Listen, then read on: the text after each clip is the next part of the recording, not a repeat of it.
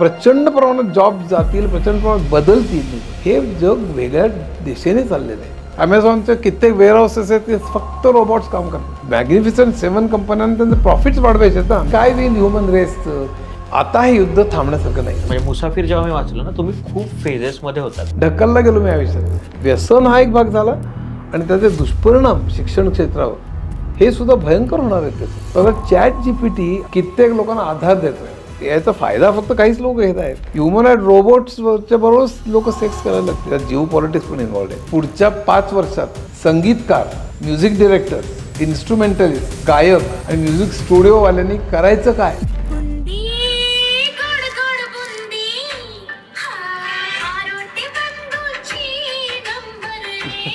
मला पाठवून दे. ही जी एनव्हिडियाची चिप्स आहे, त्या चिप्स त्या मी चीनला देणार नाही म्हणून ट्रम्पने सांगितलं. त्यावेळेला चीनला चिप्सच देणं बंद केलं, हे काही वर्षांपूर्वी. आणि त्यावेळेला हुआवे जी कंपनी होती, त्या कंपनीला चीनच्या सरकारने प्रचंड सवलती दिल्या आणि चीननी जे प्रचंड मुसंडी मारलेली आहे. आणि हुआवेने जे करून दाखवलं, अमेरिकन लोक चाट पडले. त्यांनी मी एनव्हिडियाला मागे टाकलेलं नाही बरं का अजूनही. होय, पण चिप्सचं अत्यंत उच्च दर्जाच्या चिप्स त्यांनी तयार करून दाखवल्या आणि त्यामुळे चीनमध्ये यायचं प्रचंड मोठ्या प्रमाणावर सध्या हे चालू आहे.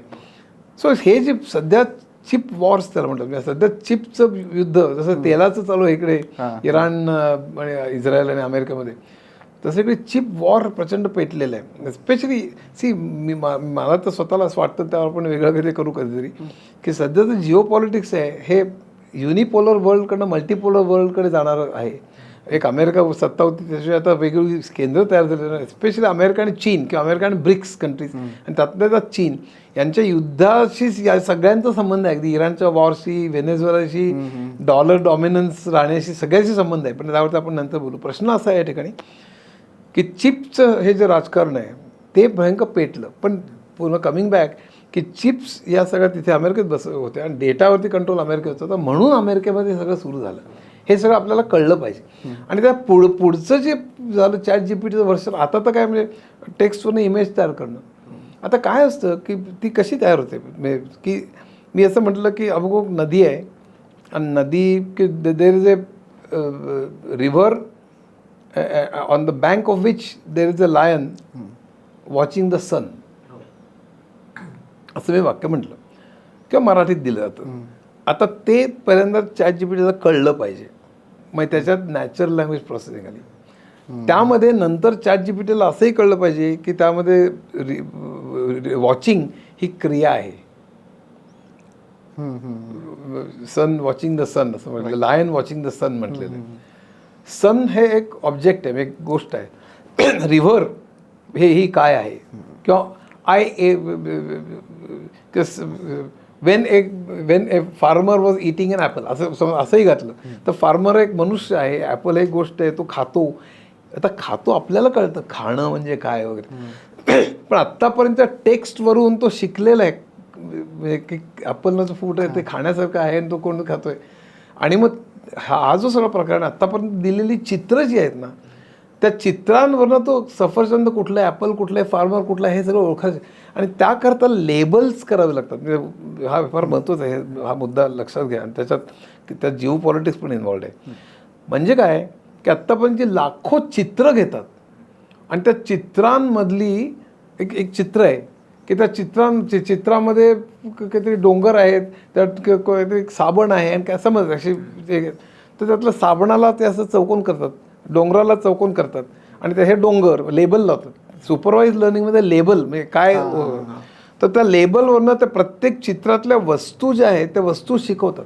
अशा लाखो चित्र घेतले, त्याला लाखो प्रकारचे डोंगर, लाखो प्रकारचे प्राणी, लाखो प्रकारच्या वस्तू त्याच्यावर तो ओळखायला शिकलेला आहे. आणि ते चित्र कसं असतं ते त्यांनी साठवून ठेवलेलं आहे. डोंगर म्हणलं की त्याच्याकडे अनेक चित्र आहेत, डोंगराची चित्र.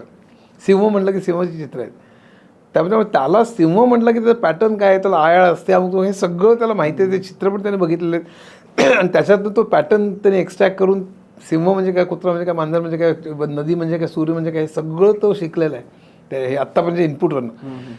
एक सहज जिओ पॉलिटिक्सचा संबंध कुठे सांगतो, हे जे लेबल बनवणं आहे ना, चित्र घ्यायची त्यातनं हे लेबल बनवायचे, म्हणजे डोंगर कुठले, नदी कुठली, हे कुठले, ते कुठले वगैरे, हे लेबल बनवण्याचं काम हे अमेरिकेतल्या कंपन्या, आफ्रिका आणि अशा अनेक मागासलेल्या देशातल्या लोकांना देतात. $2 दररोज $2 इतके अतिशय कमी रेटनी, हो. प्रचंड एक्सप्लॉटेटिव्ह रेटनी देतात त्या ठिकाणी. त्याच्यावर सिनेमा पण निघालेला आहे हिंदीमध्ये. पण मुख्य जे काय की बेसिकली ही लेबलं बनवणं हे काम, मग ते लेबलं बनवून आली की मग ते ट्रेन करण्याकरता वापरतात. तर हा जो सगळा प्रकार सुपरवाइज लर्निंगचा की मग त्याच्यावरनं तो ओळखायला शिकतो. आणि मग त्याला एकदा कळलं की नदी आहे, शेतकरी आहे, तो सफरचंद खातोय, तो सिंह आहे, की मग त्याची आत्तापर्यंत त्यांनी जे पॅटर्नचं शिकलेलं आहे, आयाळे अमुक, मग त्याचे चित्र सगळे बघितले, त्याच्यावरून तो चित्र काढतो. मग त्याच्याकरता डिफ्युजन मॉडेल आणि असे अनेक ॲप्स आहेत. प्रश्न काय आहे, ते कसं करतो हे आपल्याला कळलं पाहिजे. ते एक प्रोसेस कधी मजा येते, म्हणून मी त्यात उलगडून सांगण्यात मला जास्त मजा येते. हे ॲप वापरामध्ये होतं हे कोणी सांगू शकतो. हे शॉकिंग आहे सर, की म्हणजे AI वगैरे सगळं बनवत आहे अमेरिका, पण त्याचं कुठंतरी आफ्रिका सारख्या कंट्रीचं कॉन्ट्रीब्युशन आहे त्याच्यात. अगदी प्रश्नच नाही. मी एक सांगतो, AIचे वाईट ज्या गोष्टी आहेत, जसं मी इनइक्वॅलिटी, क्लायमेट चेंज, युद्ध, सर्वेलन्स, हे सगळं आहेच, प्रश्नच नाही. त्याचबरोबर एक्सप्लॉयटेशनचा पण भाग आहे की त्या AIच्या आणि AIचा फायदा फक्त काहीच लोक घेत आहेत. सो आणि त्यात जॉब लॉसेस पुन्हा हे 5-6 जे त्याच्यावर, आणि पुन्हा सेफ्टी येऊ आपण नंतर. पण हे कसं हे करायचं, याच्यावर मात कशी करायची, हा सगळ्या जगापुढे मोठा प्रश्न आहे. म्हणजे तर बेसिकली हेच सगळं चाललं आहे. म्हणजे लार्ज लँग्वेज मॉडेल, त्याच्यातून मग चित्र काढायला लागला. आणि मग 2022 सालीच्या GPT-1 आला मला वाटतं, मग 24मध्ये GPT-2, मग 3.5, आता GPT-5. आता हे युद्ध थांबण्यासारखं नाही. आणि एक सहज आता सांगतो, जो या रेसमध्ये जिंकेल ना, तो या जगावर राज्य करेल. ह्याचं म्हणजे त्यात बबल येईल, बबल फुटेल, शेअर मार्केट कोलॅप्स होईल, पुन्हा वरती येईल वगैरे, पण त्याचा परिणाम सगळ्या क्षेत्रांवर प्रचंड मोठा होणार आहे. म्हणजे शेती, फार्मा उद्योग, हेल्थकेअर, एज्युकेशन, एंटरटेनमेंट, काय म्हणाल तर सगळ्या क्षेत्र. पण आणि त्यामुळे त्याची डिमांड एवढी वाढेल, त्याचं इतक्या क्षेत्रामध्ये तो इन्व्हेड करेल, हे सगळ्यांना कळलेलं आहे. त्यामुळे झालं काय, एक सहज म्हणून सांगतो, OpenAI आणि जेमिनाय सारख्या कंपन्या जेव्हा मॉडेल्स निघाली, तर त्या मॉडेल्सनी बरंच ते पुढे गेलेले होते. आणि फेसबुकचा मेटा म्हणजे मार्क झुकरबर्ग एकदम जागा झाला, आपण फारच मागे होतो त्याच्या. त्याला वाटलं आपण आता सुरू केलं पाहिजे, नाही तर आपण कुठेच राहणार नाही. आपल्याकडे एवढा डेटा तरी आहे फेसबुकचा, पण आपण काहीच करत नाही. म्हणून त्यांनी ग्रुप बनवला, आणि त्या ग्रुपमध्ये त्यांनी पण माणसं कुठून आणणार.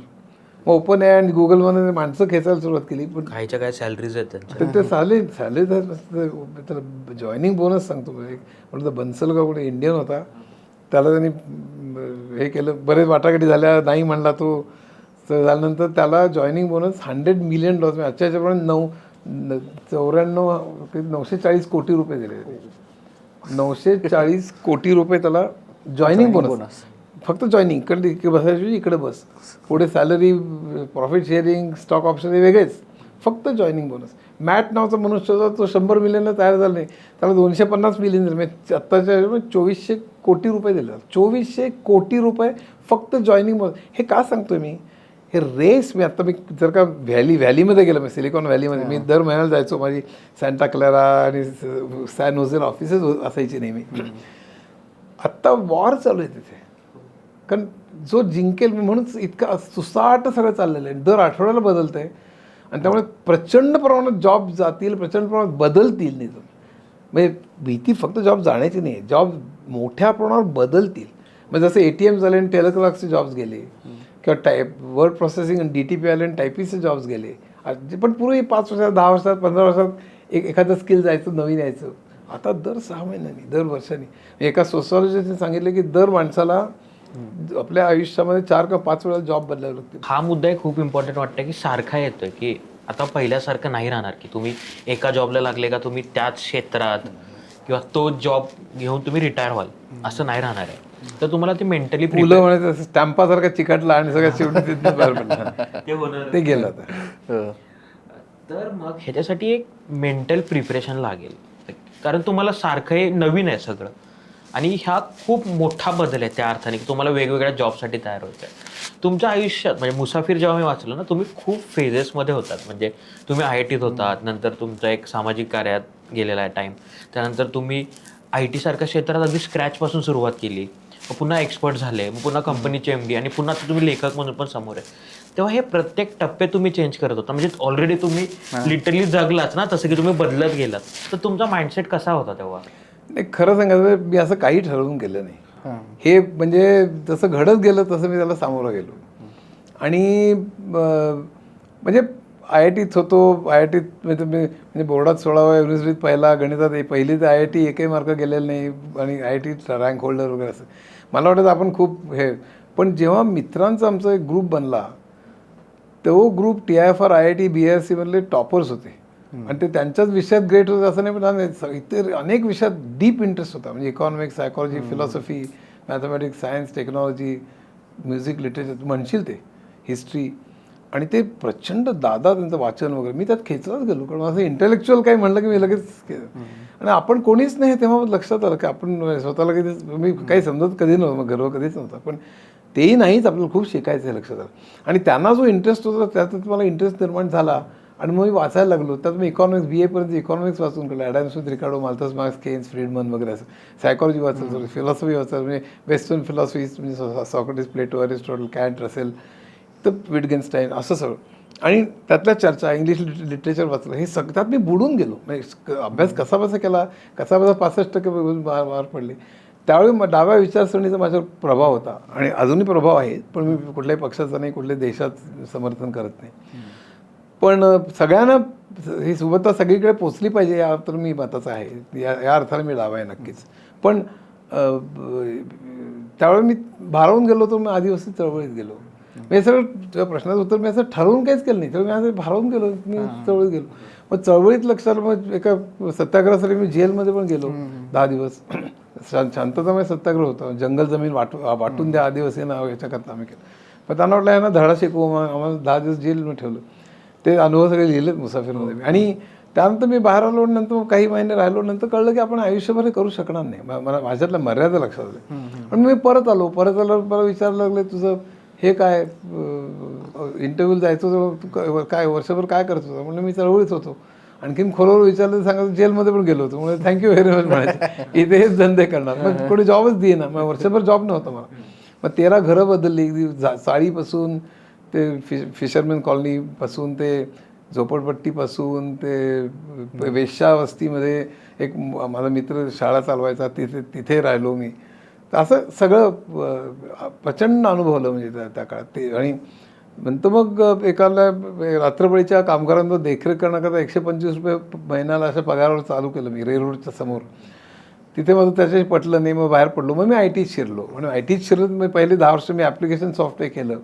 त्यातसुद्धा मला भयंकर काही सगळे पैसे मी उडवून टाकायचो. म्हणजे पैसे म्हणजे पुस्तकं, संगीत, अमुक ह्याच्यात वगैरे. आणि सगळी व्यसनं होती मला, तर सगळ्यात मी उडवून टाकायचो आणि काही शिल्लक नव्हतं माझ्याकडे. पण नंतर मुलाला ऑटिझम डिटेक्ट झाला आणि ऑटिझम डिटेक्ट झाल्यानंतर मला लक्षात आलं की आपल्याला आता हे काहीतरी आपल्याला नंतर काय यायचं, कारण ऑटिझम बरा होत नाही. म्हणजे किंचित सुधारणा होऊ शकते त्याच्यामध्ये, पण तो बरा होण्यासारखं रोग हे नसतो, ब्रेन डॅमेज असतो. आता AI मुळे बरंच होण्याची शक्यता आहे, त्याकडे येऊ नंतर आपण, मेडिसिन, फार्मा वगैरे. पण या सगळ्यामध्ये मग आपण काहीतरी केलं पाहिजे. तोपर्यंत जॉबसुद्धा चालला होता, कारण मग सिस्टम सॉफ्टवेअर येत नव्हतं. तो कहाणी मोठी आहे, सांगत बसत नाही मी. पण त्यानंतर मग मी शिकलो. मग मी CEO, मॅनेजिंग डायरेक्टर झालो. मग मी हजारो सॉफ्टवेअर इंजिनियर्सच्या कंपन्या चालवल्या. अमेरिकेत 6 ऑफिसेस, युरोपमध्ये 3, जपानमध्ये 2, ऑस्ट्रेलियात 1 अशी. मग 100-150 वेळेला सगळा परदेश प्रवास, सगळं ते झालं. आणि मग शेवटी वर्षाला 3-4 कोटीच्या ऑफर्स असताना जेव्हा माझ्या मुलाला निहारकरता जेवढे जमायचे त्याच्यापेक्षा जास्त बरेच झालेले होते. पण पैशाकरता आणखीन जमायचे आणि कुठेतरी गोल्फ खेळत बसायचं आणि कुठेतरी माझ्याकडे मर्सिडीज आहे, माझ्याकडे हा बंगला. याच्यापेक्षा मला ज्ञानामध्ये आणि ज्ञान शाखांमध्ये प्रचंड डीप इंटरेस्ट आहे. आणि वाचनही तसं बऱ्यापैकी 7,000 पुस्तकं आहेत, सगळी वाचलेली. हां, पण सगळे वाचले आणि 20-25% वाचले, पण बाकीची व्हर्टिकली वाचले आहेत. मग कशात काय आहे ते माहीत असतं गेल्या 50 वर्षात मी असं.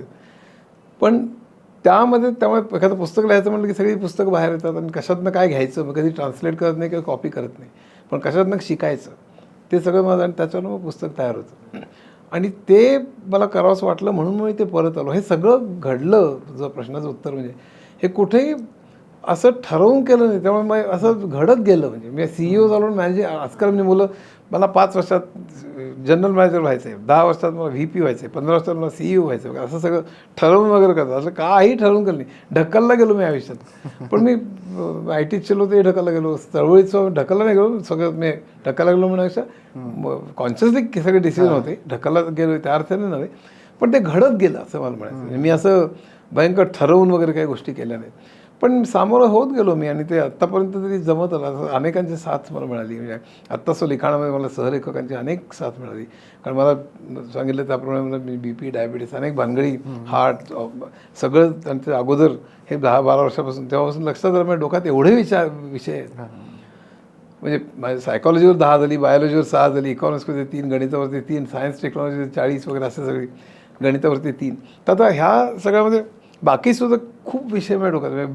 बिग बँग आता आला, तर क्वांटम फिजिक्समध्ये चालू आहे. असं आता इझम्सवरती माझं पुस्तक आहे, सगळं कॅपिटलिझम, सोशलिझम, फेमिनिझम, फाशिझम वगैरे, किंवा ideas in science, ideas in technology, ideas in economics, ideas in psychology, तरी 2-3 झाली तयार ऑलरेडी आणि उरले चालू. तर अशा सगळ्यावरती माझी पुस्तकं विचार चालू. हे सगळं होणार कसं एकट्याने एवढे हे असताना? मी 76 चालू आहे. त्यामुळे मग सहलेखक घेऊन मी चालू केलं गेलं 10 वर्षापासून, आणि त्याचा खूप वाटा आहे याच्यामध्ये. पण हे सगळं तुझ्या प्रश्नाचं उत्तर मी होत गेलं हे सगळं. हां, म्हणजे तुमच्यासाठी होत गेलं हे, पण आम्ही जेव्हा बघतोय आपल्याला दिसतंय की एक तर हुशारी आहे, हुशारी इन टर्म्स ऑफ जर एक पण मार्क नाही झाला तर ती वाली हुशारीमध्ये एकही मार्क जात नाही तो. पण दुसरी एक मला गोष्ट दिसते की प्रत्येक गोष्टीत खोलवर जायचं. म्हणजे इव्हन तुमची जेवढी पुस्तकं शिकायचं, मी तज्ज्ञ म्हणत नाही स्वतःला कुठल्याच गोष्टी, शिकायचं.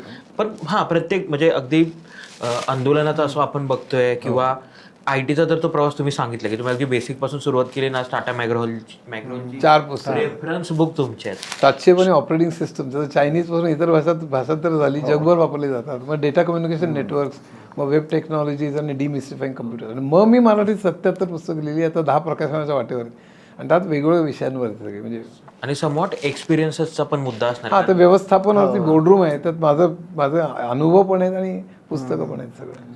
AIचं म्हणजे आत्ताचं जे आता जो वापर सुरू झाला वेगवेगळ्या फील्डमध्ये, तोही तुम्ही सांगताल. एक मी आपल्या मगाच्या डिस्कशनमध्ये निघालं होतं की अमेरिकेत मुली आजकाल म्हणतात की AI माझा तो बॉयफ्रेंड आहे. करेक्ट. तर ते काय सध्या कसं तिथं चाललंय त्यांच्या? आता झालंय असं की मानवी संबंधांमध्येच आपण एलिनेशनच्या बाबतीत बोलत असतो. म्हणजे उत्पादनाच्या ह्याच्यात सुद्धा माझं स्थान काय, आणि नुसतं उत्पादन नव्हे, समाजामध्ये आणि एकंदर रिलेटेड असणं आपण, तेच तुटल्यामुळे एकाकीपणा प्रचंड निर्माण झालेला आहे. आज जर का इव्हन गुगलमध्ये टाकलं असं, लोनलीनेस हा एक प्रचंड मोठा प्रॉब्लेम आहे सायकोलॉजी. डिप्रेशन म्हणजे असं म्हणतात की जगातल्या 25% लोकांना डिप्रेशन असेल पुढच्या काही वर्षांमध्ये. आजच ते 15-17% लोकांना आहे.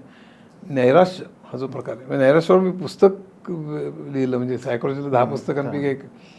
तर इतकं म्हणजे एपिडेमिक ज्याला म्हणता येईल अशा तऱ्हेने. आणि एकाकीपणा किंवा एकलेपणा हा जो प्रकार आहे, हा लोनलीनेस, इंग्लंडमध्ये सर्वे केला होता, 50-60% लोकांना लोनली वाटतं एवढं.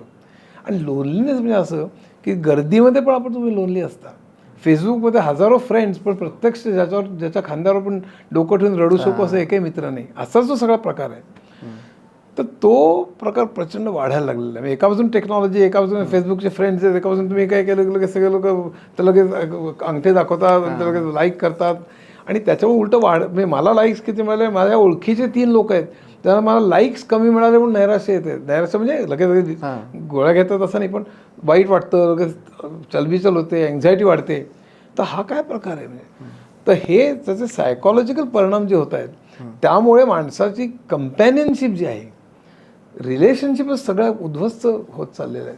टेक्नॉलॉजीमुळे म्हणा, सोशल मीडियामुळे म्हणा, आणि एकंदर फॅमिली रिलेशनशिपमुळे. म्हणजे त्याचं अगदी 2 मिनटं सांगायचं झालं तर, पूर्वी एकत्र कुटुंब पद्धती होती. एरिक फ्रॉम नावाच्या एका सायकॉलॉजिस्टने अतिशय उत्कृष्ट ॲनालिसिस केलेलं आहे, Sen society in fear of freedom आणि मॅन फॉर हिमसेल्फ, अनेक पुस्तकांमध्ये. एकत्र कुटुंब पद्धती होती त्यावेळी माणसाला सुरक्षितता होती. जर एखाद्या रिटायर्ड मुलगा निघाला किंवा एखाद्याला प्रश्न आला काहीतरी, की सगळे सल्ला द्यायला असायचे, एकटा त्याला वाटायचं नाही कधी. पण त्याला स्वातंत्र्य नव्हतं, त्यांनी काही केलं की सगळ्यांना माहीत असायचं. तू कुठल्या मुलीबरोबर जर गप्पा मारायला गेलं तसं की चर्चा त्याच्याबरोबर. स्वातंत्र्य नव्हतं पण सुरक्षितता होती. शहरीकरण झालं, तो एकत्र कुटुंब पद्धती गेली, ॲटॉमिक हे आली, आणि तो एक फक्त हे आलेलं आणि त्यानंतर मग न्यूक्लिअर फॅमिली आणि त्यानंतर त्याला स्वातंत्र्य मिळालं पण सुरक्षितता गेली. त्यामुळे त्याला असुरक्षित वाटायला लागलं आणि मग तो सुरक्षितता वेगवेगळ्या ठिकाणी शोधायला लागला रिलेशनशिपमुळे आणि ती रिलेशनशिपमुळे ब्रेकअप झाला मग शोधायची कुठे. मग चॅट-जीपीटी तो जो प्रश्न आहे तो आता चॅट-जीपीटी आता लोकांना सध्या निदान या क्षणाला कित्येक लोकांना आधार देतोय. म्हणजे तो चॅटबॉटसारखा वापर करून त्याचे लोक गप्पा मारतात. अरे मला आज झालं मला ऑफिसमध्ये असा त्रास झाला मग चॅट-जीपीटी म्हणजे गप्पा मारतो. हो का मग तू असं कर मग तू आता शांतपणे फक्त बस मग आमको खा नंतर व्हिडिओ बघ मग त्याची तो गप्पा मारतो. आणि त्यामुळे बॉयफ्रेंड आणि कित्येक लोक म्हणतात बॉयफ्रेंड असतं म्हणजे चॅट-जीपीटी म्हणजे किंवा कुठलंही AI टूल त्याच्यावरून मी जर का गप्पा मारत बसली तर मला जास्त बरं वाटतं. मी अमान अपमान इनफॅक्ट चॅट-जीपीटी तुम्हाला बरं वाटेल असंच बोलत असतं सारखं. हा फार वाईट प्रकार. तुम्हाला नेहमी बरं वाटेल म्हणजे त्याने कधी तुम्हाला आपण खडे शब्द सुनावले क्रॉस केला क्रॉस केले बिलकुल नाही. म्हणजे तुमचे जे बिलीफ छोटा एक विचार आला असेल समजा आणि तुम्ही तो चॅट-जीपीटीशी बोलला तर तो तुमचा विचार अशी तुमची बिलीफ सिस्टीम केल्यासारखं सांगतो की तो कसा बरोबर. अगदी बरोबर. आणि एका दृष्टीने ते फार घातक आहे. कारण काय आहे की या ठिकाणी कोणी बॉयफ्रेंड असो गर्लफ्रेंड असो किंवा इव्हन कोणी दुसरा मित्र असो तुम्ही चर्चा करू शकता ते वाद होऊ शकतात त्याच्यामध्ये मतभेद होऊ शकतात. मतभेदांमध्ये तुमचा विचार विकास होतो ना म्हणजे तुमचे विचार जास्त समृद्ध होतात. इथे तो प्रश्न कमी आहे. अर्थात त्याच बरीच आणखीन काही येत आहेत वेगवेगळी मॉडेल्स पण सध्या तरी चॅट-जीपीटी तुम्हाला खुश केलं अशाच तऱ्हेने तो बोलतो. आणि एक पिक्चर सर आला होता 10-12 वर्षापूर्वी हर नावाचा जॉक्विन फिनिक्स होता त्याच्यात आणि तो एक रेंटल एक ऑपरेटिंग सिस्टीम घेतो म्हणजे AI सारखेच आणि तो तिला इन्स्ट्रक्शन देतो की तू माझ्या गर्लफ्रेंड सारखं बोलायला चालू. त्यावेळेस आम्ही पिक्चर पाहिला त्यावेळेस वाटलं नव्हतं की हे असं होईलच की मग तो ॲज अ गर्लफ्रेंड तिच्याशी बोलतोय त्या सिस्टमशी मग ती ते सगळं जे काय बोललं शेवटपर्यंत तू फिरायलाही नेतोय तिला मग तिथं जाऊन तो फोटो काढून दाखवतोय तिला सेंड करतोय ती त्याच्यावर रिॲक्ट करते. आणि आता बघतंय की काही म्हणजे AI टूल्स किंवा चॅट-जीपीटी असेल हे सुसाईड करायचं पण ते सांगतंय. नाही अगदी ती केस झाल्या ना 1-2 अमेरिकेमध्ये तो खूप मला नैराश वाटतं. मग काय करू अमुक करू तमुक करू मला जगण्यात अर्थ वाटत नाही. कित्येक वेळा आधार देऊन बघतं ते सगळं झालं नाही पण मला तर त्यावेळेला तो सुइसाईड करण्याचा चक्क सल्ला दिलेला आहे त्यांनी. मग त्या विचार पण मी कशी करू सुइसाईड म्हटल्यानंतर त्यांनी सुइसाईड करण्याचे मार्ग सांगितले त्याला गाईड केलं आणि त्या मुलांनी आत्महत्या केली. त्याच्या आई वडिलांनी ओपन AIवरती केस केलेली आहे की तुमच्यामुळे ओपन AI म्हणजे चॅट-जीपीटीची कंपनी म्हणजे इतक्या थरापर्यंतच होते ते जाऊ शकतं. आता याचे पुढचे हे गमती सांगतो ह्युमनाइड रोबो ज्याला म्हणतात म्हणजे माणसासारखं तुम्ही सोफिया बघितली असेल सोफिया त्या अगदी माणसासारखीच दिसते अमुक करते. आता काय त्याच्यासारखी तुम्ही तशी आता स्किन तशी तयार करणं त्याच्यासारखे नाक त्यासारखे डोळे तुमचं आता तुम्ही विचारलेल्या प्रश्नाचे उत्तर तो देतो चिकन चॅटबॉट सारखं असतं तुम्ही दिलेलं प्रश्न तर उत्तर पण त्यात आणखीन सुधारणून आणखीन हे करून त्याचा आवाज आणखीन फेमिनाईन करून वगैरे स्किन डोळे आणि अजून तुम्हाला ते बोलताना असं कळतं डोळ्यावर की ते रोबोट आहे. पण त्यात सुधारणा होईल अजून एक 5 वर्षांनी आणखीन अत्यंत माणसासारखे रोबोट्स तयार होते. त्यावेळेला म्हणजे मी ॲम्स्टरडॅममध्ये तर सेक्स शॉप्स असायची त्यावेळेला सेक्सची संबंध शॉप्स वेगवेगळी ह्युमनाइड रोबोट्सच्या बरोबरच लोक सेक्स करायला लागतील असं माझा अंदाज आहे. म्हणजे दिस इज अ व्हेरी म्हणजे कारण समवॉट हे होतंय जेव्हा नवीन त्या रोबोट सारखे सगळे अवयव मुलीसारखे किंवा मुलासारखे त्यांनी केले तर मुलीलाच या प्रत्यक्ष पुरुषापेक्षा हाच बरा किंवा स्त्रीपेक्षा हीच बरी असं वाटण्याची शक्यता. आणि बरं इमोशन्स म्हणावे किंवा इमोशन्सच्या विषयी बोलू आपण पण मुख्य भाषा जे आपण निदान बोलू तरी शकतो सेक्स करताना न करताना किंवा तर पूर्वी कसं असायचं डॉल्स असायचे ॲम्स्टरडॅममध्ये असताना त्या डॉल्स मिळायच्या त्याच्या फुगवल्या की ते मग बाईसारख्या व्हायच्या अमुक तो असे बाहेर ठेवलेले असायचे. मला गंमत वाटते ॲम्स्टरडॅम म्हणजे एक आता ती बोलते पण ना आता ती जी ह्युमनाइड रोबोट आहे ती सेक्स करताना म्हण किंवा प्रत्यक्ष बोलताना जेवताना तुमच्याशी बोलू शकते ना. मग उद्याची ह्युमन रिलेशनचं काय होणार ते मला काही समजत नाही 10-15 वर्षातच. म्हणजे हे जग वेगळ्या दिशेने चाललेलं आहे सगळं म्हणजे अचाट दिशेने चाललेलं आहे.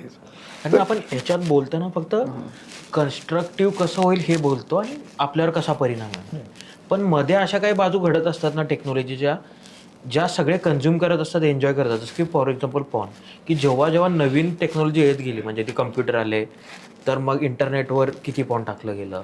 त्यानंतर आता ChatGPT आलं किंवा ग्रॉक आलं.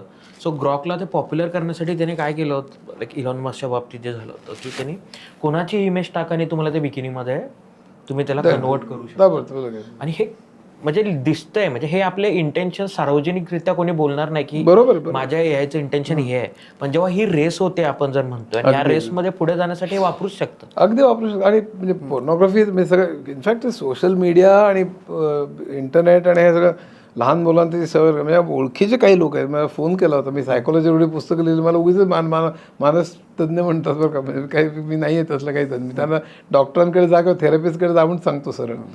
पण मला 2-3 लोकांनी चक्क फोन केले, किंवा आमची मुलगी दिलेली आहे ती बंगलोरला असं आहे, पण तो मुलगा प्रत्यक्ष त्या मुलीच्या बेडरूममध्ये पण जात नाही, तो सारखा फक्त पॉर्न बघतो. मग इतकी त्याला सवय लागलेली आहे, त्याला त्यातच आनंद मिळतो, आणि नंतर मग तो मुलीच्याकडे जातच. हे सध्या चालू आहे, म्हणजे तुम्हाला कल्पना येणार नाही इतके प्रचंड. म्हणजे मी व्यसन म्हणून एक पुस्तक लिहिलेलं आहे, त्यात तंबाखू दारू हे सगळ्याचा इतिहास वगैरे आहे. त्यात एक शेवटलं म्हणजे मोबाईल आणि पोर्नोग्राफीचं व्यसन नव्हतं, एक चॅप्टर ॲड केलेलं आहे. तर त्यामुळे आता म्हणजे उदाहरणार्थ सायकोलॉजिकल त्याचे जे परिणाम होणार आहेत, एक तर जॉब अनसर्टनिटी, 4 वेळा जॉब बदलावं लागणं, जॉबलेस होणं, अगदी बेसिक इन्कम होणं. आणि खरं बेसिक इन्कम जरी आलं ना, तर पहिले भारतातील सगळ्या जगात ही पण बराच वेळ लागणार आहे. आणि ते जरी आलं तर तसं माणसं या कल्चरमध्ये कसा वेळ घालवतील, काय करतील, मारामारी करतील का काय, मला खूप भीती आहे त्याची. पण ते एक सोल्युशन आहे त्याला, म्हणजे 2 आहेत, ते काय करतील आणि पैसा कुठनं मिळेल, 2 आपल्याला सोडवायला लागतील जर का. पण AI मुळे आणखीन, AI फक्त नाही, एकंदर टेक्नॉलॉजीमुळे, सोशल मीडियामुळे हे जे म्हणजे फेसबुकचं लोकांना एवढं प्रचंड, म्हणजे माझी गंमत सांगतो, मी एकदा ते रील बघत बसलो, 3 तास कसं गेलं कळलं नाही. त्या 3 तासामध्ये मला शाहरुख खानचे पुढचे कुठले पिक्चर येणार आहेत, सलमान खान याचं घर कुठे बदललेलं आहे, हे सगळं मी आता तज्ज्ञ झालो होतो त्याच्यामध्ये प्रचंड. पण इतकं अडकून जातो आपण. सर, हे 3 तास तर तुम्ही खूप कन्झर्वेटिव्ह सांगताय, आणि ते पण शॉकिंग असल्यासारखं तुम्हाला वाटत असेल. लोकांचे 10-10 तास स्क्रीन टाइम आहेत. तेच सांगतो.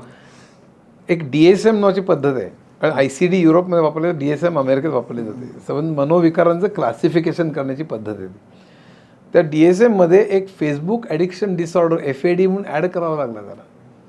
तसं आता AIच्या बाबतीत सुद्धा होण्याची शक्यता आहे, किंवा झालंही असेल का ते आत्तापर्यंत. कारण त्यात ChatGPTचं इतकं वेट, काही झालं की ChatGPT, इव्हन परीक्षेकरता शिक्षक विद्यार्थी काय सगळं, त्यामुळे सगळ्याकडे धुवा उडत चाललेला आहे. म्हणजे माझ्या मते हे एक व्यसन हा एक भाग झाला, आणि त्याचे दुष्परिणाम शिक्षण क्षेत्रावर हे सुद्धा भयंकर होणार आहेत त्याचे. त्याच्यात मला अजून एक विचारायचं होतं, म्हणजे तुम्ही जॉबचं आपण बोलतोय की जॉब चेंज होतील वगैरे, पण त्यात नेचर म्हणजे कसं असणार आहे, कॉम्प्लिकेटेड आहे, किती कळतं आपल्याला. की फॉर एक्झाम्पल मला एक इमेज जनरेट करायची ChatGPT, तर मी बसलो, आणि माझ्याबरोबर एक आहे की ज्याला फोटोग्राफीचं खूप ज्ञान आहे, तो बसला, आणि जेव्हा आम्ही दोघं इमेज जनरेट करू ना, तर तो खूप चांगली इमेज जनरेट करेल, कारण त्याला मायक्रो डिटेलिंग माहिती आहे. पण आता तो का करू शकते, कारण इव्हेंच्युअली त्याने कॅमेरापासून सुरुवात केली होती, कॅमेऱ्याची जेवढी डिमांड होती, कॅमेऱ्यातून तो फोटो काढत होता वगैरे. पण जर आपण पुढे 5 आणि 10 वर्षांनी बघतोय, तर सगळ्यांना वाटतं की आपण ChatGPTवर जनरेट करता येईल. बरोबर. पण अशा वेळी हा प्रॉब्लेम नाही होणार की, पण बेसिक ज्ञान तर नाहीच आहे ना. नाही, पण त्याची गरज, पहिली गोष्ट तो इतक्या उत्कृष्ट जर का चित्र काढू शकत असेल, उत्कृष्ट फोटो काढू शकत असेल, तर म्हणून तर फोटोग्राफर काय, कॅमेरामॅन काय, स्क्रिप्ट रायटर्स काय, मी सांगतो हॉलिवूडमध्ये मोर्चाने संप झाला होता माहिती आहे ना. ॲक्टर्स, डायरेक्टर्स, स्क्रिप्ट रायटर्स आणि चक्क AIचा वापर थांबवा केला तर ह्याच्याखाली करा असं करण्याकरता, त्याच्यावर रिस्ट्रिक्शन आणाय सांगण्याकरता चक्क मोर्चा काढला त्यांनी AI यांनी हॉलिवूडमध्ये. संप झालेला होता. तर कारण सगळ्यांचे जॉब्स एक तर जातील किंवा बदलतील. म्हणजे एक वाटतं गाणं मी नंतर वाजवून दाखवेल, म्हणजे माझ्यावर केलेलं गाणं ChatGPTला माहिती, तो शिकला आहे म्हणून त्याला कविता करायला सांगितली, तर त्यांनी कविता काय केली तुम्हाला वाचून दाखवतो. अच्युत गोडबोले नाम है बड़ा, शब्दों का जादू ज्ञान की धरा, विज्ञान हो या फिर संगीत की बात, हर विषय पर रखी अनोखी सौगात, बचपन में देखे थे मुश्किल हालात, फिर भी न मानी कभी कोई मात, मेहनत से खुद की राह बनाई, हर मुश्किल को मुस्कान में समाई, संगणक गणित अर्थशास्त्र गहरे, तेरी लेखनी के उजाले है तेरे, कठिन विषय भी सरल बने, तेरी किताबों से दीप जले, मराठी में तूने गढ़ा ज्ञान, हर पन्ने पे नई उडान, वगैरे वगैरे असं करत. अच्युत गोडबोले सलाम तुझे, तेरे विचार तेरा नाम तुझे. हे सगळं ठीक आहे इथपर्यंत. हे 2 सेकंदात विचारलं त्याने धारधार विचारलं हे कविता करणं. कल्पना करा, जरी तो त्यांनी व्हेक्टर स्पेसमध्ये मांडले शब्द काय जे काय असेल तरी अच्युत गोडबोले म्हणल्यावर ही कविता करणं. आता तुम्हाला सांगतो पुढचं ऐकून तुम्हाला, आता AI टूलला याला चाल लावून गाणं करायला सांगितलं आणि काही सेकंदात त्यांनी गाणं केलं. हे गाणं केलं मला एकच गोष्ट मी बेशुद्ध पडलो पहिल्यांदा आणि मला लक्षात आलं की पुढच्या 5 वर्षात संगीतकार, म्युझिक डिरेक्टर्स, इन्स्ट्रुमेंटलिस्ट, गायक आणि म्युझिक स्टुडिओवाल्यांनी करायचं काय हा प्रश्न आहे. कारण मी जर का इन्स्ट्रक्शन देऊन हा जर का हे गाणं तयार करू शकत असेल, हे गाणं ऐका तुम्ही, तुमच्या आपल्या श्रोत्यांनी खूप मजा वाटेल. हे बघ,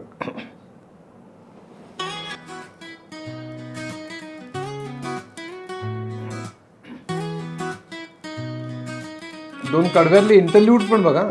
अच्युत बोले नाम है बड़ा, शब्दों का जादू, ज्ञान की धरा, विज्ञानों या फिर काही सेकंदात संगीत की बात, हर विषय पर रखी आवाज किती चांगला बघा. अनोखी सौगात, बचपन में देखे थे मुश्किल हालात, फिर भी ना मानी कभी, अनबिलिव्हेबल. आता इंटरल्यूड बघा, 2 कडव्यांमध्ये म्युझिक बघा काही सेकंदात कन्स्ट्रक्ट करून. हर मुश्किल को बस कान में समाई. नोर काय वापरलं जातं. हे काय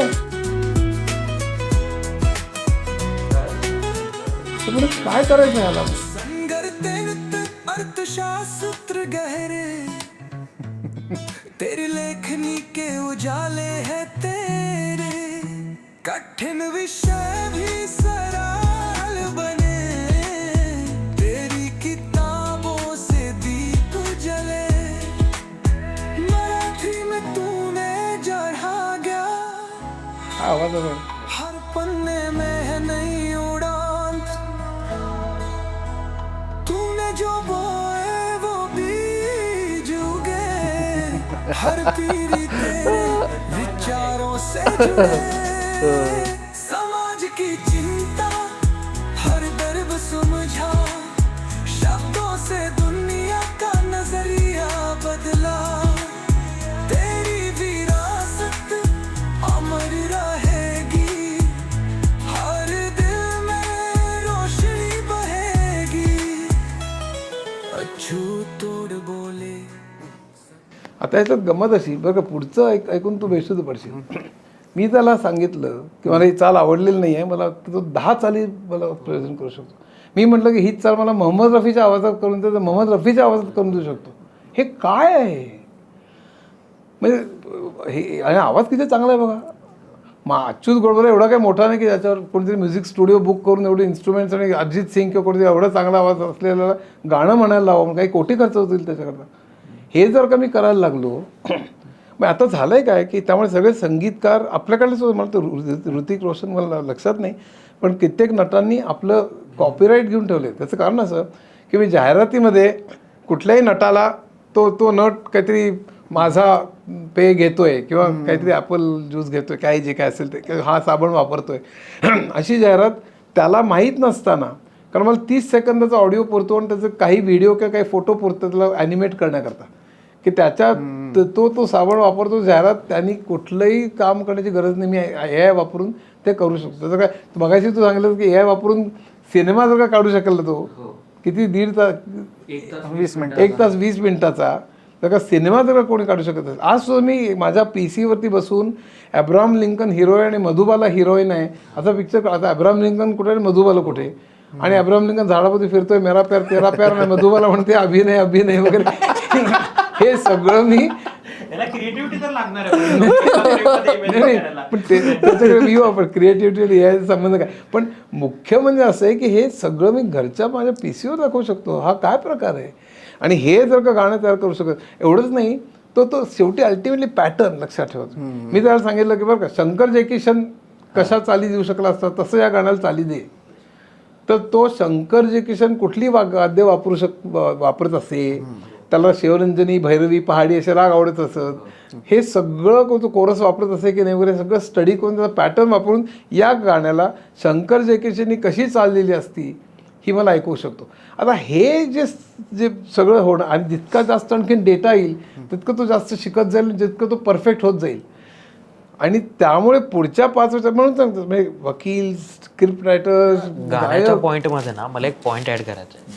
आता हे आपण सगळं करतोय बरोबर, लाईक आपण ह्या अर्थाने म्हणू की आपल्याकडे मोबाईल आला आहे, आपण शहरात राहतो, एक माहिती आपल्याला, पण हे एवढं फास्ट ग्राउंड लेवलला पण जात आहे. एक्झॅक्टली. सो आता हे गाणं जनरेट केलं ना, सो माझ्या फीडमध्ये एक गाणं आलं होतं.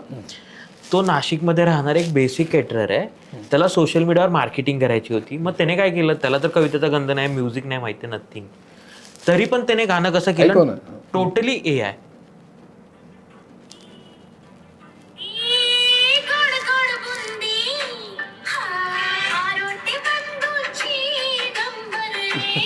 मला पाठवून दे. असं सेम आहे का इस्त्रीवाल्यांनी पण केलं? नाही, इस्त्रीवाल्यांचं एक गाऊन घेतलं, हे AI जनरेटेड आहे. आता बघा त्याचे व्हिज्युअल्स वगैरे मला वाटतंय की बेसिक आहे, पण त्याने किती आणि त्याचं काही पदार्थ दाखवतोय ते सगळं म्हणजे.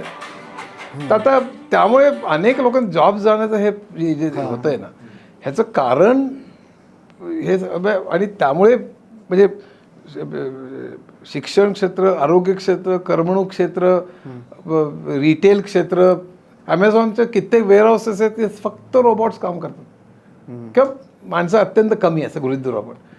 माणूस म्हणजे वस्तू बाहेर ना आली की शेल्फमध्ये कुठे ठेवायचं तर ठरलं तर रोबोट बरोबर ते वाचतो, ते वाचून बरोबर तो चालतो, त्या शेल्फमध्ये जातो आणि तिथे ठेवतो. नाही तर आत्ता पण जे माणसं असायची ना, त्या माणसांना चिक्कार कामं म्हणजे त्याचं एक्सप्लॉटेशन खूप व्हायचं. त्यांचे रोबोट्सची टक्कर व्हायची, त्यातनं अपघात वगैरे. पण अमेझॉनची स्टोरी आणखीनच गंमत आहे. पण आता पूर्ण रोबोटाईज वेअरहाऊसेस आहेत. आता तुम्ही आत गेल्यानंतर इव्हन काउंटरवरती सो माणसं कित्येक नसतील अशी ॲमेझॉनची काही स्टोअर्स आहेत. तुम्ही आत शिरता, तुम्ही वस्तू सिलेक्ट करता, तुम्ही बाहेर येतात, ते आपोआप स्कॅन होतं तुमचं, म्हणजे RFIDवरनं तुमचं ते वाचलंच जातं. RFID टेक्नॉलॉजी वापरून तुम्ही ज्या ज्या वस्तू आहेत त्या वस्तूचे लेबलं वाचून त्याच्यात ते ठेवतं आणि तुमच्या आपोआप बँकमध्ये पैसे वजात. चीनमध्ये तर आता QR कोडसुद्धा नाही बरं का. आपण म्हणतो आपण खूप पुढे गेलेलो आहे, ते QR कोड त्याचे ते बाप आहेत, त्याच्या अगोदरच QR कोड आता हातावरनं पैसे जातात. ते फक्त हात दाखवतात, हात दाखवून अवलक्षण आपण म्हणतो, पुढे हात दाखवून पैसे जातात ते. तर ते फक्त हात दाखवतात, बायोमेट्रिक्स पण आहेत, ते बँकेशी जोडलेले आहेत. त्यामुळे हात जाताना फक्त हात दाखवतात, म्हणजे पैसे कट झाले. तर हे त्याच्यामुळे काउंटरवरती माणसं म्हणजे सेल्स माणसं, कॉल सेंटर तर जाणारच आहेत, म्हणजे चॅटबॉट्सचं आता उत्तरं देतात, प्रोग्रॅमर आणि कोडर्सचे जॉब जाणार आहेत, ज्युनियर वकिलांचं जाणार आहेत, ज्युनियर डॉक्टरांचं जाणार आहेत, टीचर्स. आणि याच्यावर तर खूप म्हणजे शिक्षण क्षेत्रावर एवढा प्रचंड त्यातला वाईट भाग तुम्हाला सांगतो. म्हणजे ChatGPTचा एक सहज वाईट भाग जो आहे की मी नेहमी सांगत असतो, आता अगदी म्हणजे मी सगळ्यांना हात जोडून सांगतो, सगळे पालक, शिक्षक यांनी लक्षात ठेवा मी जे सांगतोय ते. मुलांना ChatGPT ज्या गोष्टीत फक्त म्हणजे माहिती आहे त्यासाठी वापरायला अजिबात हरकत नाही. केरळची राजधानी कुठली किंवा इथनं मला कोल्हापूरला जायचं असेल तर इस्लामपूरवरून जावं की इकडनं जावं वगैरे असं. पण जिथे बुद्धी लागते, जिथे कोडं सोडवणं असतं, जिथे गणित आहे, जिथे प्रॉब्लेम सॉल्विंग आहे, जिथे थोडंफार ज्ञान वापरावं लागतं, तिथे ChatGPT वापरू नका. कृपा करून वापरू नका. विद्यार्थ्यांना सुद्धा चला होमवर्क दिलेलं आहे, आपण कशाला करत बसा, ChatGPT विचारा आणि ते सगळं लगेच घाला, हे करू नका. हे याचं कारण सांगतो. MIT अमेरिकेतल्या बॉस्टनजवळ केम्ब्रिजमधल्या MITमध्ये 2 गट करून त्यांच्यावर संशोधन झालेलं आहे, काही महिन्यांपूर्वी प्रकाशित झालं की एका ग्रुपनी हे प्रॉब्लेम सॉल्व्ह करण्याकरता ChatGPT वापरला आणि दुसऱ्यांनी ChatGPT न वापरता स्वतः ते प्रश्न सोडवले. त्या दोघांचे काही महिन्यानंतर ब्रेनचे स्कॅन्स घेण्यात आले, ते इंटरनेटवर अवेलेबल आहेत, की ज्यांनी ChatGPT वापरून सगळे प्रश्न सोडवले त्यांची कनेक्शन्स आणि मेंदूतलं डेव्हलपमेंट्स कमी झालेली होती आणि ज्यांनी ChatGPT न वापरता स्वतः सोडवले ते जास्त पुढे गेलेले होते. म्हणजे पुढच्या आयुष्यामध्ये आणि प्रत्यक्ष रिसर्चमध्ये आणि प्रत्यक्ष गोष्टी करण्यामध्ये ही माणसं पुढे जातील. जे ChatGPT वापरतात ती माणसं मागे राहतील. तेव्हा विद्यार्थ्यांना किंवा आपल्या मुलांना ChatGPT विनाकारण गृहपाठ करायला, प्रश्न सोडवायला किंवा कुठेही हे ज्ञान किंवा प्रॉब्लेम सॉल्विंग आहे तिथे ChatGPT करून पटकन उत्तर मिळवू असे करायला देऊ नका. कृपा करून तुमची मुलं मागे राहतील आणि ती बनतील. हे अगदी सिद्ध झालेलं आहे. तेव्हा हे मी मुद्दामून सांगतो. आणि त्यामुळे आता शिक्षकांना स्वतः पेपर कसे तपासायचे की मुलं सगळं ChatGPT वापरून उत्तर लिहित आहेत. तेच ना, मला हे आता भयानक आहे मुद्दा सगळं. आठवला की आपल्या वेळी कसं होतं की आपल्याकडे नाही का गाईड यायचं, मार्गदर्शक त्याला म्हणायचे, त्यातलं आम्ही लिहायचो ना, समजा कॉपी करायचं. मग शिक्षकाला कळायचं अरे सगळ्यांनी सेमच लिहिलं म्हणजे सगळ्यांनी कुठल्या तरी एका सोर्सवरनच कॉपी केलेलं आहे. आता ChatGPT आल्यानंतर काय होऊ शकतं, मी त्याचा फोटो काढला आणि तिथे सांगितलं की भाई ह्याला रिफ्रेश कर आणि हे बाकीच्यांसारखं नाही वाटलं पाहिजे, ते लगेच आउटपुट येतं. सो ह्या अर्थाने गेलं तर शिकणार काहीच नाही, Actually शिकत नाही ना, नुसतं कॉपी पेस्ट करून मी कॉपी पेस्ट. आणि हे कॉपी पेस्ट इझी करून दिलं. हे सगळं अतिशय वाईट आहे. म्हणजे म्हणून अगदी लक्षात ठेवलं माहिती तुम्हाला आता प्रत्यक्ष केरळची राजधानी, अमेरिकेची राजधानी कुठली विसरले तुम्ही घेतले तर काही प्रॉब्लेम सॉल्व्हिंग नाही ना याच्यामध्ये. पण जिथे प्रॉब्लेम सॉल्व्हिंग आहे, जिथे खरं शिकणं आहे, फिजिक्स शिकवतात, गणित शिकवतात, केमिस्ट्री शिकवतात, तिथे त्याला पटकन देऊ शिकायचं कशाला.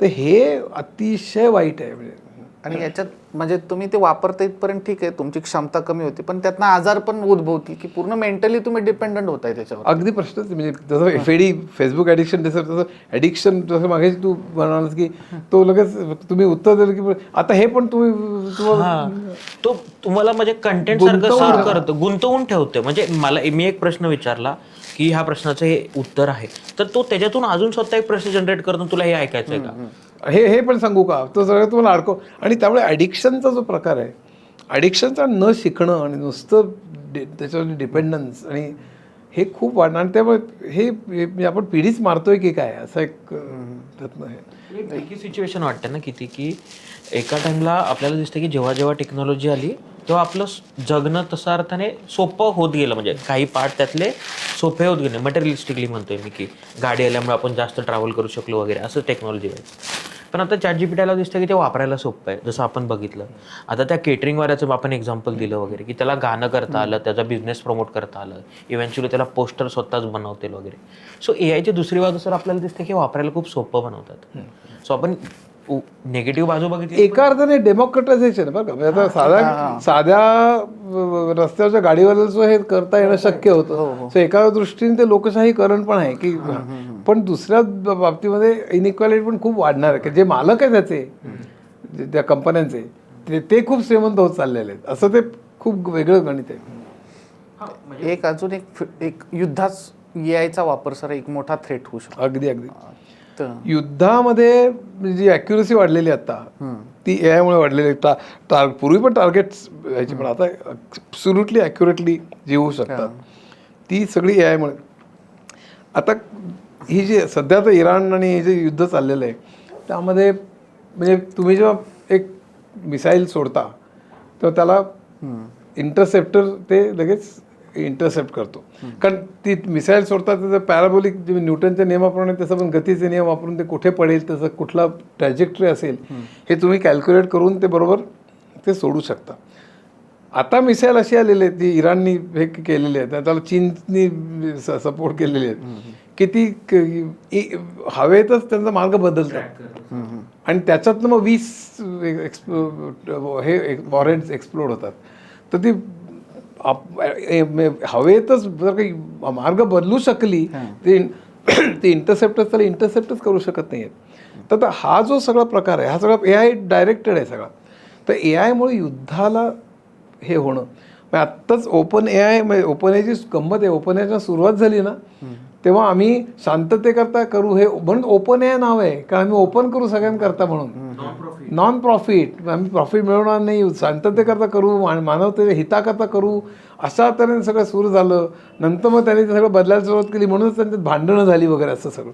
पण त्याच्यामुळे युद्धामुळे म्हणजे माझं तर तुम्ही आता युद्ध बघाल ना, आपलं जे भारत पाकिस्तान झालं होतं ते बघा, आत्ताच युद्ध बघा, युक्रेन इराण, सैनिकांचा प्रश्न नाही. आता अमेरिका कदाचित घुसवेल तर ते बेट काबीज करण्याकरता तो मुद्दा वेगळा, कदाचित घुसवेल कदाचित नाही. पण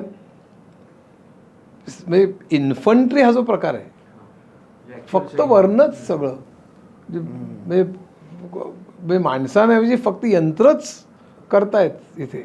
आणि उद्याची युद्ध तर रोबॉट्समध्येच होतील. म्हणजे ज्या देशातले रोबोट जास्त सशक्त असतील ते दुसऱ्या देशातल्या रोबोटना मारतील आणि मग त्यातला जाऊन त्यातल्या माणसांना मारतील असं. तर हे सगळं युद्धाचे सगळे स्वरूपच बदलणार आहे उद्या.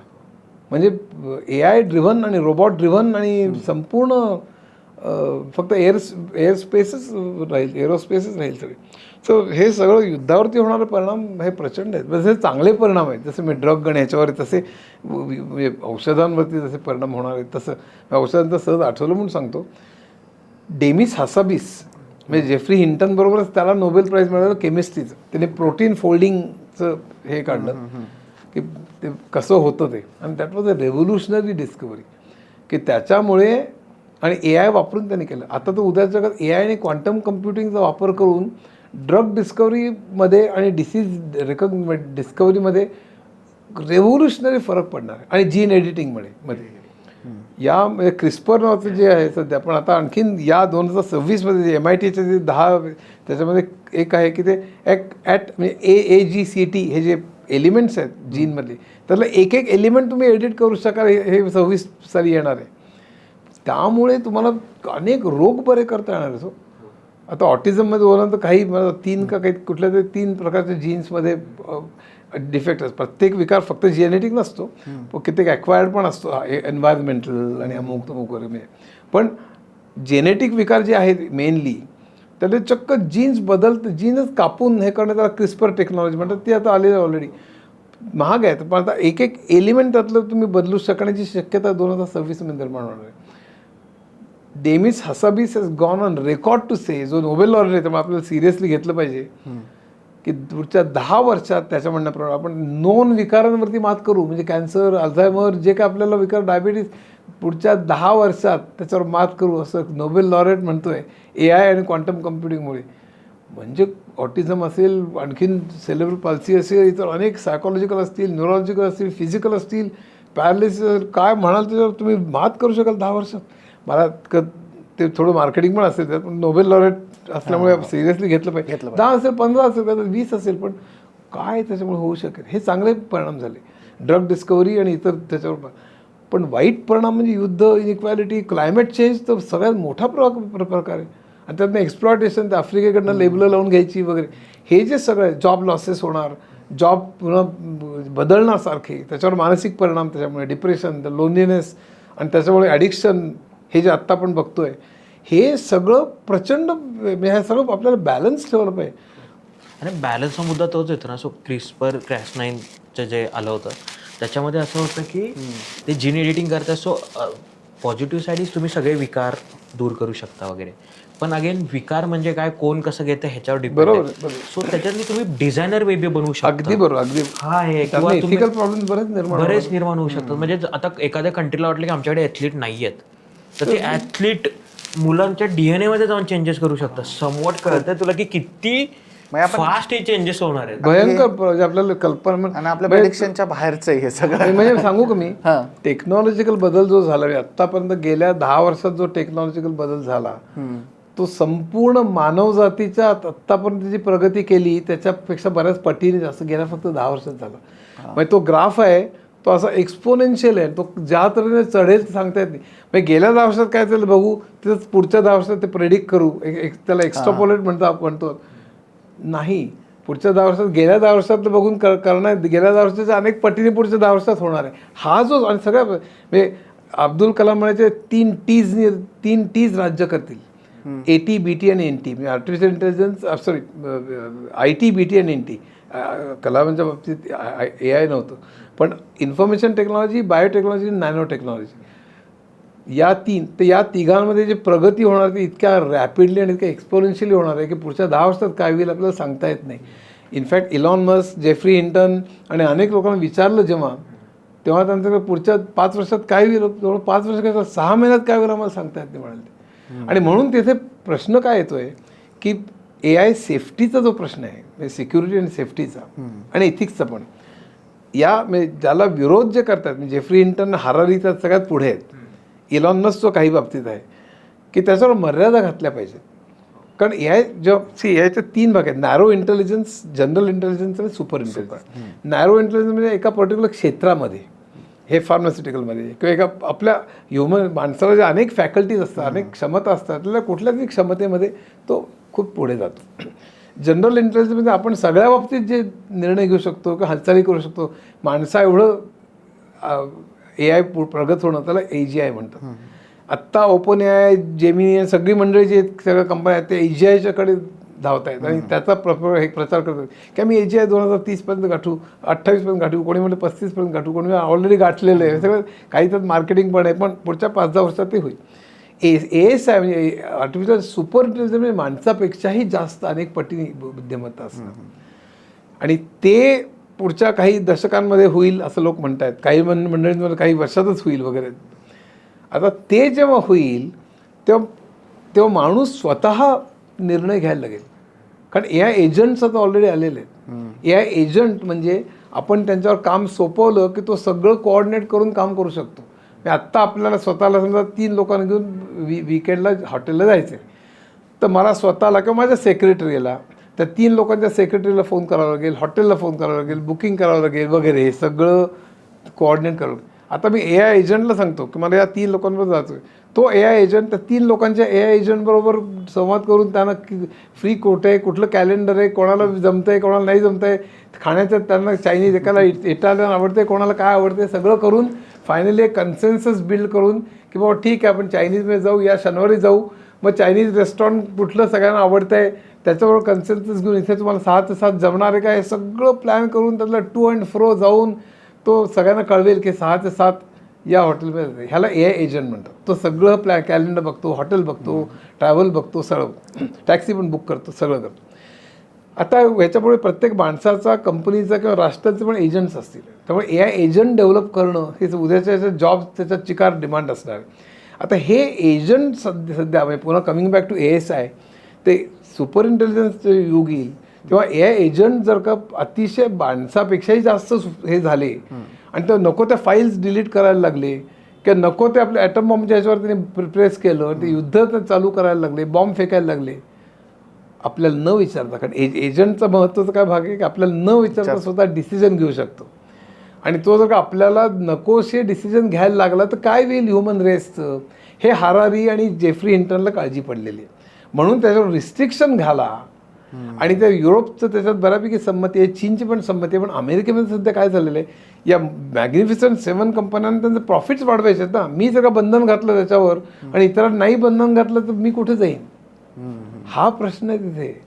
म्हणून हे AIचं सध्या वाद जो चाललेला आहे म्हणजे त्याची भीती जी आहे, जी हारारी सारखी नेक्सस पुस्तकात तरी बोलून दाखवलेली आहे, जेफ्री हिंटन सातत्याने बोलतोय, अनेक लोक बोलून दाखवतात की याला आवरा आता तुम्ही, कारण ते कुठे जाईल मला माहीत नाही. जॉब बीब हे ते सगळं झालं, पण मानव जातीचंच अस्तित्व टिकून राहील की नाही ह्याची आम्हाला खात्री वाटत नाही. हा जो सगळा प्रकार आहे त्यामुळे हा सगळा प्रश्न निर्माण झालेला आहे. आणि म्हणजे ह्याच्यात तेच दिसतं ना आपल्याला, सायफाय मूवीज स्पेशली त्याच्यात तो इलेमेंट असतोच की ते रोबोट स्वतःच विचार करतात. बरोबर. म्हणजे पॉप्युलर आपलं घ्यायचं असेल तर तो रजनीकांतचा रोबोट आला. आणि ह्याच्यात आपल्याला दिसतं की खूप कॉम्प्लेक्स प्रोसेस आहेत आणि इव्हेंच्युअली आपण त्यातल्या काही प्रोसेस ऑटोमेट करू. तर अशी ही सायफाय कॉन्सेप्ट आहे का, असं खरंच होऊ शकतं की ऑटोमेट करून आपला आता कंट्रोलच नाही राहिलं, ते कसा विचार करणार आहेत. जेव्हा ASI कडे तो जाईल ना आणि एजंटिक AI पर्यंत जाईल, सगळं एजंट्सच करतात, तुम्हाला न विचारता तो डिसिजन घेतोय आणि आपल्यापेक्षा जास्त बुद्धिमान आहे, तर तो काय करेल सांगता येत नाही ना. म्हणून या डेव्हलपमेंटवरतीच तुम्ही रिस्ट्रिक्शन घातली पाहिजेत. हा जो प्रकार आहे तो बळकट केला पाहिजे. सगळं नुसतं AI सध्या जे चाललेलं आहे त्याला कोणीतरी हे करण्याची गरज आहे आज. म्हणजे नाहीतर तो राक्षसासारखं बाहेर पडेल. ते चांगले AIमुळे नक्कीच चांगले, AIला पण रिस्ट्रिक्ट करू शकत नाही, AIचा पण वापर केला पाहिजे, मुलांना शिकवलं पाहिजे, मी या मताचा नक्की आहे. पण यावरती रिस्ट्रिक्शन आणलं पाहिजे आणि AI सगळं करू शकेल असं न करता माणूस प्लस AI हे चांगलं सोल्युशन आहे त्याला. फक्त AIवर तू अवलंबून राहून तुम्ही चालणार नाही, हे लोकांना शिकवलं पाहिजे. त्याकरता चळवळ उभी केली पाहिजे. मी पण याच मताचा आहे. इंटरेस्टिंग म्हणजे म्हणजे आपलं जसं तुम्ही पुस्तकाचा रेफरन्स सांगितलं की 97 मध्ये वगैरे आलं होतं की कामं हो, end of work end of Jeffrey रिफ्किनचं. हा. आता पण आपण जेवढं डिस्कशन करतो तेव्हा आपल्याला वाटतं की खूप सारे असे चेंजेस होतील की ज्यामुळे आपलं अगदी अस्तित्व धोक्यात येईपर्यंत आपण बोलतोय. पण समवट आपली समोर ते अपग्रेड करत गेलेलं आहे. म्हणजे अपग्रेड म्हणजे आपल्या ज्या ज्या ॲस्पिरेशन्स आहेत त्या आपण सॅटिस्फाय करत गेलेलो आहे त्याने. फॉर एक्झाम्पल आता एक डिबेट चालू असते की माणूस 100 वर्षापेक्षा जास्त जगेल का वगैरे. आणि जर AI आणि एवढी फास्ट विचार करणारी आणि म्हणजे आता माणसाचं कसं लिमिटेशन आहे, तो 30 वर्षापर्यंत तो शिकतो, मग पुन्हा त्याच्या एक 5-10 वर्ष तो एकदम टॉप नॉच शोध लावेल. पण जर अशा AI सिस्टीम्स येणार आहेत की ज्या एवढ्या टॉपचा विचार किंवा चांगला रिसर्च R&D आपण जे म्हणतो ते करू शकतात आहे, तर मग हे आपण जे गोल म्हणतो की आपण माणूस मरणारच नाही, म्हणजे फॉर एक्झाम्पल त्याच्यावर बरेच जण अगदी अगदी तर हे गोल जास्त अचिवेबल वगैरे वाटत नाहीत की आहे याची. पण असं एक मी त्यात नेहमी गमतीने म्हणतो की समजा 150 वर्ष जगला, जी प्रेडिक्शन करतात लोक आले म्हणजे काही लोक म्हणाले की त्याला खूप शतकं जावी लागतील. पण आता AI, क्वांटम कम्प्युटिंग आणि बायोमेडिसिन आणि AI मुळे होणारे जे आत्ता सांगितले ते सगळे बदल, तर माणूस 150 वर्ष या शतकाच्या शेवटीच जर का आयुष्यमान 150-200 वर्ष व्हायला लागलं तर करणार काय? म्हणजे मी गमतीने म्हणतो की माणूस 70-80 वर्ष जगेल, मग गोळी घेईल, मग 20 वर्ष निश्चित पडेल, पुन्हा उठेल. मग आता नवीन मित्रमैत्रिणी कोण आहेत, नवीन सिनेमे कुठले आहेत, नवीन रेस्टॉरंट काय आहेत, पुन्हा 20-30 वर्ष मजा करेल, पुन्हा गोळी घेईल, पुन्हा पडेल. कारण करणार काय हा एक प्रश्नच आहे. म्हणजे तर आता हे सगळं इतकं अनिश्चित जग आहे. म्हणजे म्हणून मी हा जो पॉडकास्ट बघताय त्यातल्या मुलांनी विशेषतः किंवा पालकांनी किंवा शिक्षकांनी लक्षात ठेवावं. मी नेहमी 4-5 गोष्टी सांगतो ह्याच्यातनं आपल्याला यशस्वी होण्याकरता. करिअर्स बदलतील, नवीन प्रॉम्प्ट इंजिनिअरिंग, अमुक तमुक सगळे. त्याच्याकरता माझं AI अँड करिअर्स पुस्तक आहे, अनेक माझी काही इतर कोणाचे वाचा काही आहे का. नवीन नवीन नोकऱ्या तयार होतील, पण त्यात सातत्याने बदल घडतील, त्याही कदाचित जातील पुढे. पण तुम्हाला 4-5 गोष्टी लक्षात ठेवल्या पाहिजे. सगळ्यांनी लगेच धावत जाऊन AI अँड डेटा सायन्स करावं असं माझं मत नाही. जे आहे त्याच्यात नक्की चांगलं करिअर आहे असं माझं मत आहे. पण तुम्ही मेकॅनिकल करत असाल, सिव्हिल करत असाल, इलेक्ट्रिकल करत असाल, आर्किटेक्चर करत असाल, डॉक्टर असाल, काय तुम्ही लगेच सगळं सोडून AI अँड डेटा सायन्स करायला जावं असं माझं मत नाही. पण जे कराल तर एक्सलन्स गाठा. तुम्ही त्यात मीडिओकर असाल तर मात्र तुम्ही खाली फेकले जाल. तुम्ही एक्सलन्स गाठा त्याच्यामध्ये. एक दुसरा मुद्दा म्हणजे तुमची सातत्याने बदल स्वीकारण्याची तयारी दाखवली पाहिजे. आता एक मी शिकलेलो आहे, चला आता माझं करिअर झालं, शक्य नाही पुढच्या जगात, शक्य नाही, तुम्ही फेकले जाल. तिसरा मुद्दा तुमची पर्सनॅलिटी तुम्ही नक्की नीट घडवा. कुठल्याही याच्यात जरी एक्सलंट असाल, काय असाल, तर तुम्ही इगोइस्टिक असाल, तुम्ही जर का गर्विष्ठ असाल, तुम्ही जर का टीम वर्कर नसाल, कम्युनिकेशन तुमचं चांगलं नसेल, तरीसुद्धा तुम्ही यशस्वी होणार नाही. कारण उद्याचं जग हे टीमवर्कचं असेल. आजच टीमवर्कचं आहे. माझ्या ओळखीचे अनेक लोक आहेत जे स्ट्रिंग थेअरी आणि क्वांटम फिजिक्सवरती रिसर्च करतात. ते सुद्धा टीमवर्कनी करतात. सॉफ्टवेअरमध्ये, एक फार्मास्युटिकलमध्ये, सगळीकडे हे 40 लोक, हा मॉलिक्यूल शोधायचा आहे किंवा हा प्रोजेक्ट पूर्ण करायचा आहे, हे बजेट आहे, असं चालतं. फक्त तुम्ही एकट्याने रिसर्च करत बसलेले असा तर दिवस खूपच कमी आहेत. सगळं टीमवर्क, ChatGPT असं सगळं. तेव्हा teamwork, good listening skills, leading by examples, good communication आणि अतिशय चांगल्या तऱ्हेने इगोइस्टिक नसणं, हे सगळं, चांगली पर्सनॅलिटी घडवणं, सारखं शिकत राहणं, नवीन शिकत राहणं आणि एक्सलन्सचं मागे लागणं आणि एंटरप्रेन्योरशिपकडे लक्ष देणं, फक्त नोकरी नाही. पण एंटरप्रेन्योरशिप असेल किंवा नोकरी असेल, पुढच्या 5 वर्षात त्याचं काय होईल याचा सातत्याने विचार करणं. आणि एक लक्ष सातत्याने AI इंडस्ट्री 4.0 त्यातली ह्या ज्या टेक्नॉलॉजी कशा काम करतात त्याच्याकडे लक्ष देणं, ते बेसिक्स शिकणं, ह्याच्याकडे सातत्याने लक्ष ठेवणं. आणि सगळ्यात शेवटी की या जगामध्ये जे हॅव नॉट्स आहेत, जे 20-30-40% आहेत आज, की जास्त असतील कदाचित, भारतामध्ये जास्त असते. 80 कोटी लोक 5 किलो धान्य. एक्झॅक्टली. सो तुम्ही त्यांच्यापर्यंत प्रगती कशी पोचेल, ज्याच्यामध्ये लोक डावे मला लोक म्हणतात, त्याला काही आय डोंट केअर, पण डावे म्हणू उजवी म्हणू वाटेल ते म्हणू देत, पण त्यांच्यापर्यंत प्रगती पोचली पाहिजे. सगळ्यांनी म्हणजे ते आपलं हे आहे, सगळे सुखी झालं पाहिजे, आपलं ब्रीदवाक्य आहे. ते ब्रीदवाक्य लक्षात ठेवून त्याचं लक्ष जर का आपण ठेवलं तर नुसतं आपण चांगले यशस्वी हो असं नाही, पण चांगला नागरिक म्हणून सुद्धा बनू असं मला वाटतं. म्हणून आपण त्याच्याकडे लक्ष दिलं पाहिजे असं मला कळकळीने वाटतं. खूप छान सर, खूप छान. लाईक म्हणजे एकदम परफेक्ट हे झालं की आपलं इव्हेंच्युअली आपण जेव्हा सुरुवात केली तर ते एक मुद्दा घेऊन आम्ही पुढं जायचा प्लॅन होता की आपण सगळं सांगू, अनिश्चितता आहे त्यावर पण आपण बोलूया. आता आपण डिस्कशन केलं त्यात दिसलं खूप अनिश्चित आहे, पण या अनिश्चिततेतून मार्ग कसा काढायचा आणि आपली त्या अर्थाने खूप चांगली सुरुवात झाली. हे पॉझिटिव्ह नोटवर आणलं ना सर तुम्ही.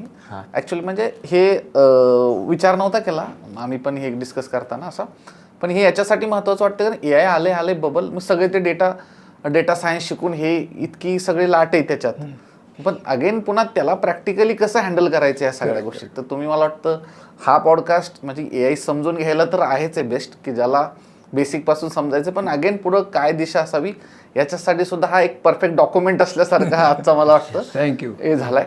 तर खूप छान सर तुम्ही एवढा वेळ काढलात आमच्याशी बोललात एक तर. नाही, मजा आली आपल्याला गप्पा मारताना हे गप्पा. सर हे गप्पा हा पॉडकास्ट खरंच वेगळा होता कारण आपल्याला खूप गप्पा मारल्या सगळं, मला खूप हे असं छान मजा आली. हो, म्हणजे माझा एक अनुभव मी सांगतो की मुसाफिर वाचल्यानंतर मी खूप खुश होतो. म्हणजे माझ्या अजूनही म्हणजे तुम्ही बसल्यावर नाही पण अजून टॉप पुस्तकमध्ये मी मुसाफिर घेईनच माझ्या. आणि त्यानंतर असं एक फॅसिनेशन राहतं की आपल्याला हे बघायचं आहे. आणि मला त्यानंतर आम्ही गेस्ट कोऑर्डिनेशनसाठी तुमच्याकडे आलो होतो, हिने कॉल केला होता. हा म्हटलं की सरांना भेटायला जायचं, सरांना भेटायला जायचं आहे. आम्ही सरांच्या घरी गेलो, सरांशी प्रत्यक्ष बोललो, सरांनी सगळे पॉईंट सांगितले आणि आज सरांनी एवढा वेळ देऊन आमच्याशी बोलतायत. म्हणजे ही म्हणजे पॉडकास्ट तर भारी झाला, पण ही पण गोष्ट माझ्यासाठी खूपच एक चांगली गोष्ट. माझ्याकडे एक्झॅक्ट शब्द येत नाहीत पण खूपच नाही मला म्हणजे वाचकाचं आहे तुम्हाला मुसाफिर किती लाख 1.25 लाख बाकी 70-80 हजार 40,000 50,000 म्हणजे गणिती बुकिंगच 28,000 झालं होतं. पण हे किती खपलं, किती पैसे हवा, किती प्रसिद्धी हवा सोडून द्या, कारण मला त्यापेक्षा लोकांचे आयुष्य बदलण्याचा जो आनंद मिळतो ना, म्हणजे ए आयच्या पुस्तकामुळे इतर सगळी ए आय मी 73व्या वर्षी artificial intelligence industry 4.0 data science infotech आणि स्टॅटिस्टिक्स ही पुस्तकं 73 वर्षी लिहिली. पण पहिल्यापासून जी किमयागार अर्थात मनात गणिती झपूर्जा ही जी की त्यामुळे लोकांचे आयुष्य म्हणजे झपूर्जा वाचून मला इंग्लिश लिटरेचर कसं शिकवावं हे लोक सांगतात. किंवा किमयागार वाचलं मला विज्ञानाची आवड निर्माण झाली, आता मी स्टॅनफोर्डमध्ये PhD करतोय, किंवा अर्थात वाचलं मला इकॉनॉमिक्स कळायला लागलं, मी तर IMFमध्ये नोकरीला आहे काम करतोय, किंवा मनात वाचलं नैराश्य गेलं, हजारो लोक सांगतात मला. मुसाफिर असून 18 लोकांची आत्महत्या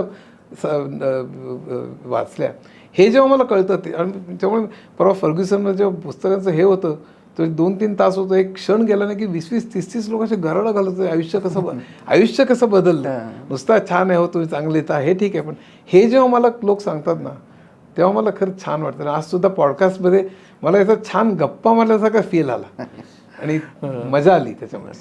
thank you so much. Thank you so much sir. Thank you. Yes.